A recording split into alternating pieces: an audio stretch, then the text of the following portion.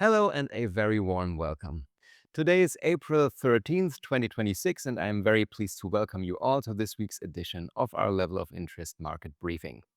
My name is Oliver Sparring. I am the head of trading here at TradeNeon. We have just completed our latest level analysis and are now live for you right on time for the opening of the London markets.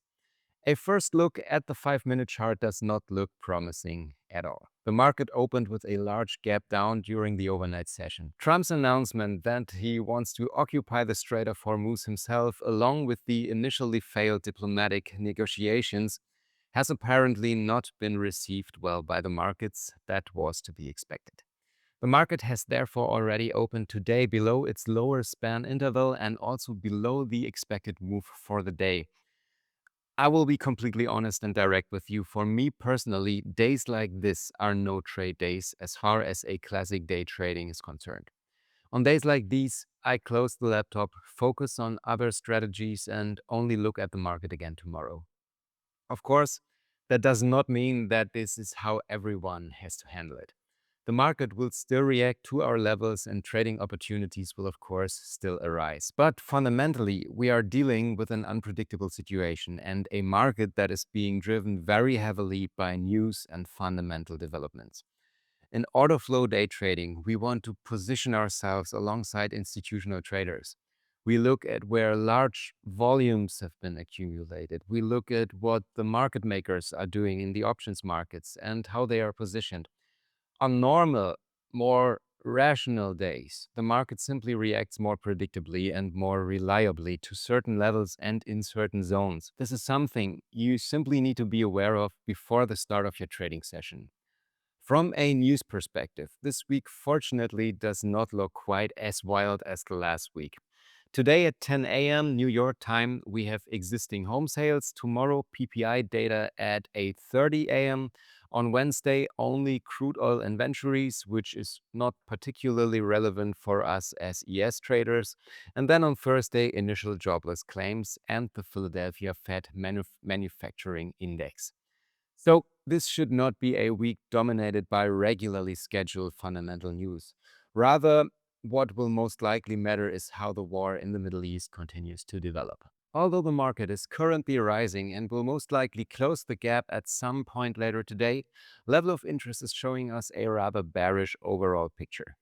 We are dealing with a bear zone up here between 6,840 and 6,900 points and another bear zone between 6,800 and 6,750, which lies outside the CME span interval. In these zones, the market is likely to show high volatility due to negative gamma, something it has already demonstrated during the Asian session. Because of Vanna, market makers are also likely to apply bearish pressure here, and we cannot assume that the market will necessarily break above the previous day's high today. Volatility is currently implying a neutral price path.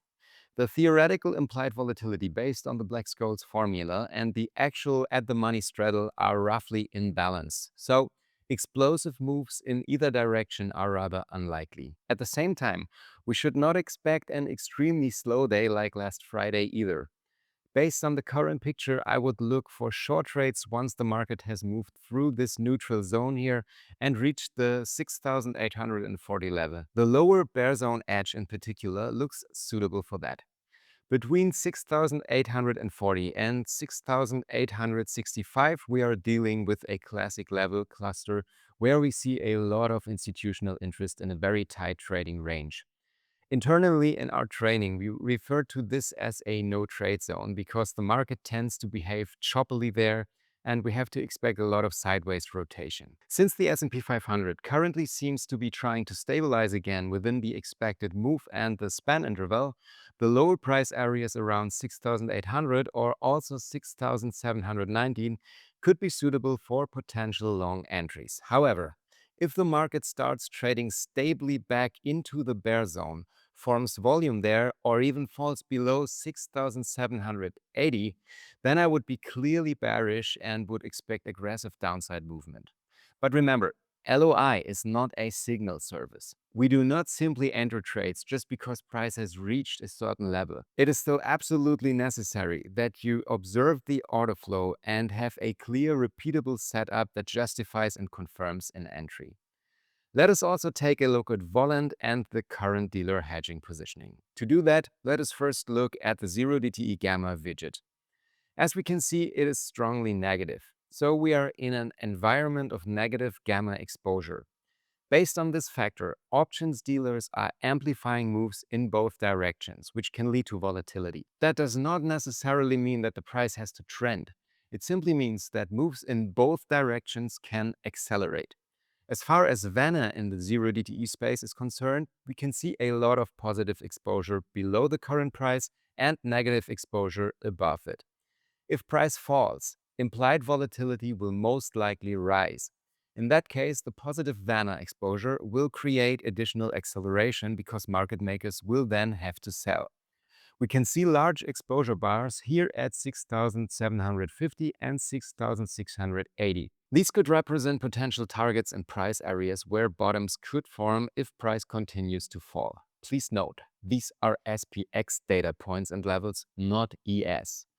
The negative Vanna exposure above price also provides resistance. If the market rises, implied volatility will normally fall, which in the case of negative Vanna exposure means that the market makers will mainly have to sell. I'm curious to see how the picture will change over the course of the day once the market opens later at 9:30 a.m. Eastern Standard Time. Until then, I wish you a successful trading week. Stay healthy, and if you would like, I look forward to speaking with you again next Monday for the next edition. If you enjoyed our short market briefing, please leave us a like and subscribe to our channel so you do not miss any further information on order flow day trading, working with level of interest, and of course, our market analysis.